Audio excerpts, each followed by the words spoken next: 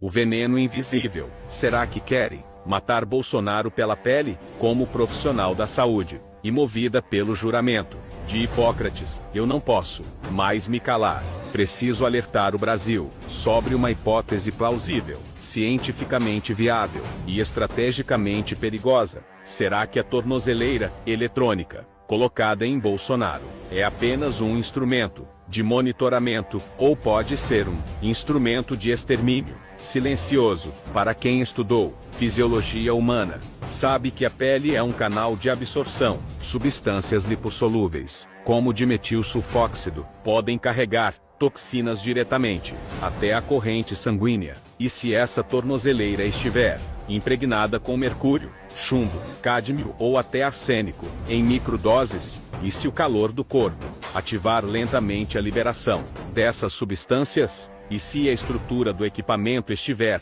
adulterada com nanotecnologia invisível, a óleo nu programada para destruir o sistema imunológico ao longo do tempo, lembre-se, Bolsonaro já apresenta sinais de desgaste físico, imunidade baixa, perda de peso e fadiga crônica, sintomas compatíveis com envenenamento progressivo, mas a imprensa cala. Os exames não são públicos, e a tornozeleira veio direto das mãos de quem quer destruí-lo. O nome disso não é justiça, o nome disso é vingança institucionalizada. Não estou fazendo acusação, estou cumprindo meu dever. Se amanhã Bolsonaro adoecer gravemente, ou morrer de causas naturais, que fique registrado, a tornozeleira pode ser mais do que parece. Toda tecnologia pode ser usada para curar, ou para matar em silêncio. Eu não costumo pedir isso nos meus vídeos, mas desta vez é diferente. Isso é grave,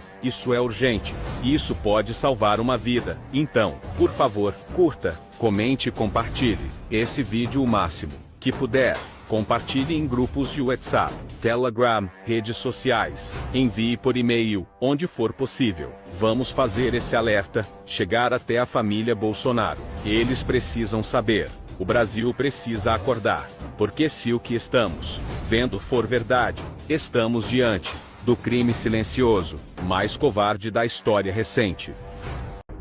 Visivelmente abatido, sem ânimo, sem graça, sem assunto, calado, cabisbaixo.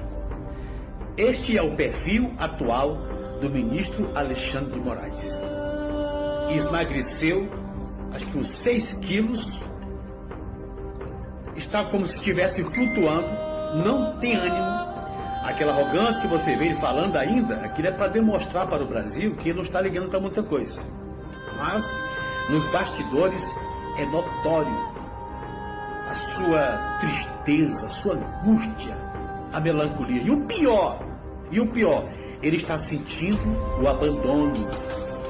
Ele está sentindo o peso do ostracismo.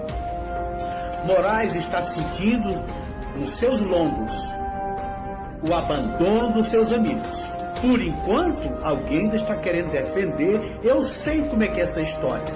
Mas depois será jogado nos cantos sem nenhum valor. A situação de Moraes está se agravando dia após dia.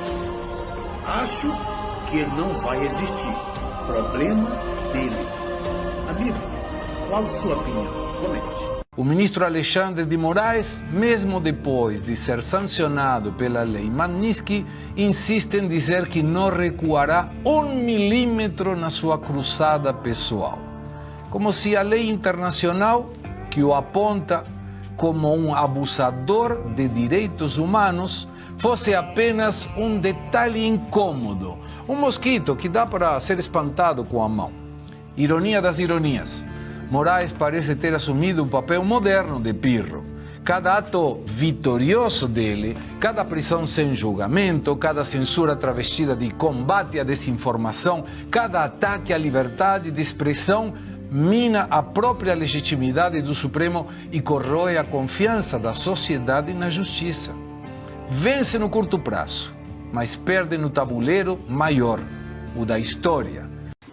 Eu conversei nessas últimas 24 horas com 2 CEOs de bancos e 5 executivos dos maiores bancos brasileiros para entender um pouco como que está o sistema.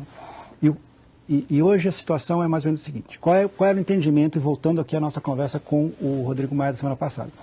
Havia um entendimento geral de que a decisão dos Estados Unidos em relação à Lei Magnitsky para o ministro Alexandre de Moraes, ela só afetava operações em dólar. Ou seja, contanto que o ministro não fizesse operações em reais, recebe e tal, paga PIX, etc., isso não afeta nenhuma. Porque a Lei Magnitsky, voltando aqui à decisão do ministro Flávio Dino, ela não tem nenhuma ação sobre o Brasil.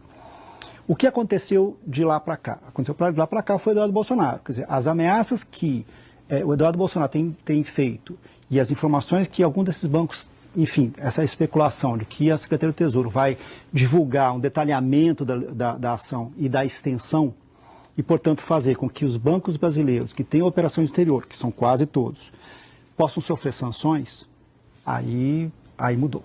Aí hoje começou uma mudança muito clara em relação ao temor de que as operações bancárias fora do Brasil possam sim ser atingidas em função de uma ação disso. E o que, basicamente, o que eles falam? Nós vamos ficar numa situação, ou a gente cumpre a determinação do ministro Flávio Dino e mantém a vida como está, e corre o risco de uma operação nossa no exterior, um lançamento de papéis, uma operação de câmbio padrão possa ser atingida, ou 2, a gente cumpre a determinação, continua as nossas operações e pede para o ministro, para a pessoa alvejada fechar sua conta, e a gente sofre uma punição do Supremo Tribunal Federal. Essa é hoje a discussão que corre nos principais bancos brasileiros. E é esse o temor que eles têm, de ficar entre uma sanção americana ou uma sanção do Supremo Tribunal Federal. Qual é a lógica que basicamente a lógica padrão dos bancos particulares? Jogamos por compliance. Isso é uma decisão que o compliance do banco toma, e o compliance do banco vai decidir o que se faz nessa questão. Se o compliance do banco achar que qual é a decisão menos arriscada, vamos pensar que é melhor manter, a gente toma a decisão. E, portanto, se no geral, sem falar num caso específico, mas a decisão mais normal seria pedir, nos casos dos bancos particulares, pedir para que a pessoa sancionada encerre suas contas. Esse é o consenso hoje dentro dos principais bancos particulares brasileiros.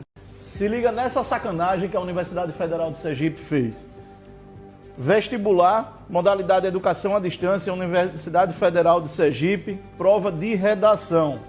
Texto motivador 1, a ameaça atual, neonazismo no século XXI. Agora, presta atenção.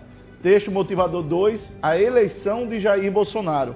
Foi a partir de 2019 que as células neonazistas se multiplicaram no país. Na esteira do discurso do presidente Jair Bolsonaro e do avanço da direita política no Brasil, é uma sacanagem usar o seu dinheiro, o meu dinheiro, para promover isso aqui, perseguição clara aos eleitores do Bolsonaro, comparando a nazistas. Isso não pode ficar assim. Nós aqui de Maceió vamos oficiar a Universidade Federal de Sergipe, porque elas emitiram uma nota safada. Olha só, a Universidade Federal de Sergipe tomou ciência do ocorrido no vestibular EAD e informa que está apurando. A UFES reafirma seu compromisso com a liberdade de pensamento e de expressão, dá para ver, né, qual é a liberdade de expressão, bem como o respeito à diversidade, pluralidade em todas as formas, princípios que orientam a missão institucional e as práticas acadêmicas desta universidade. Esse reitor precisa ser responsabilizado e aqui de Maceió nós vamos fazer nossa parte, acionando quem precisa ser acionado. Narrativas estão sendo lentamente inseridas para se construir um plano de uma terceira via nesse país. Eduardo Bolsonaro saiu da realidade e acionou o modo Hollywood, diz General Santo Cruz. General Santo Cruz, escuta o que um praça tem para falar para o senhor. O senhor acertou no seu comentário, realmente é hollywoodiana. Porque nós no Brasil, nós não estamos acostumados a termos heróis. Então realmente ele está tendo uma atitude hollywoodiana de heroísmo, Eduardo Bolsonaro. Constantino, Paulo Figueiredo, Alan dos Santos, citar dessas pessoas, da qual sou fã delas. Eu tenho certeza que esses nomes fizeram mais pelo Brasil nos últimos meses do que o senhor durante toda a sua carreira. Eu sou escolado em identificar vocês, quando eu vejo alguém que está construindo uma narrativa. Senador Hamilton Mourão, eu não aceito que Trump venha meter o bedelho, diz Mourão. Ô, senador, começar primeiro com um ditado popular: se num galinheiro não tem galo, vai ser o galo do vizinho que vai vir aqui e vai cantar aqui dentro. E o senhor dizer que nós temos que resolver esse problema de forma doméstica, vamos lá. Em qual porta que o Eduardo Bolsonaro poderia bater? Na porta do Senado? Um Senado que mesmo com maioria de assinaturas, mesmo com uma maioria de líderes, não pauta. Qual o objetivo dessa casa? Um Senado que tem um presidente que assume um compromisso, faz um acordo e não cumpre. É nessa porta que ele tem que bater para resolver aqui de forma. O que o senhor faria? O que o senhor faria de melhor e que não fez? E por que não fez? Quem que vai resolver? Vai ser o STF? Que aqueles que o buscam, acusam, os perseguem, mandam cartinha para o IGU, mandam de volta, olha, vamos aprender o passaporte? Não prende, solta, vamos ver. Trabalham balizados por opinião pública e movidos pelos interesses mais duvidosos possíveis. Então ele não vai bater na porta do Senado e nem vai bater na porta do STF. Então ele vai bater aonde? Na porta dos quartéis? O mínimo que poderia acontecer com ele é vocês falar: Eduardo, entra naquele ônibus ali que nós vamos te levar para um local seguro, que é o modus operandi. Quando ele desce por si, ele estava dentro da papuda. Então obviamente que ele tem que realmente tentar buscar uma solução externa, apesar de não haver galo nesse galinheiro, não ter quem coloque freio no Supremo Tribunal Federal, não tem quem fale para o Executivo qual que é a verdadeira atribuição dele, um legislativo que o presidente não cumpre acordo, que não pauta matérias que tem maioria para ser pautada.